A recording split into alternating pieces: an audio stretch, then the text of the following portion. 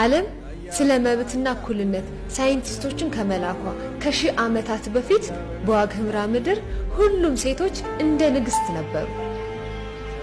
አባቶቻችን የንብ አውራ ሴት እንደሆነችና ጣፋጭ ማርን እንደምታስገኝልን ሁሉ የዚች ምድር ማጣፈጫ ንግስት ሴት ናት ይላሉ።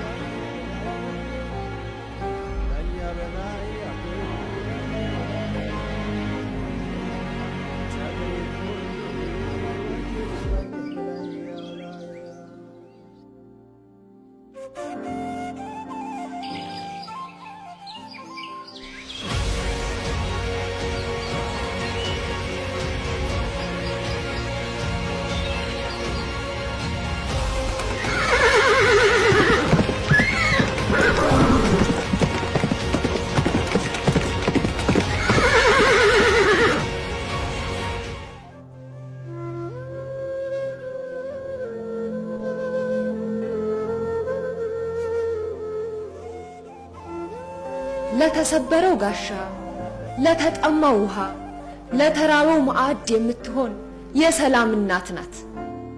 በጀግንነቷ ብቻ ሳይሆን ማህበረሰቡ የሰጣት ክብር ዘራፍ ስትል እንድትፈራ፣ ፈገግ ስትል ደግሞ እንድትወደድ ተደርጋ በሁሉም ልብ ውስጥ አስቀምጧታል።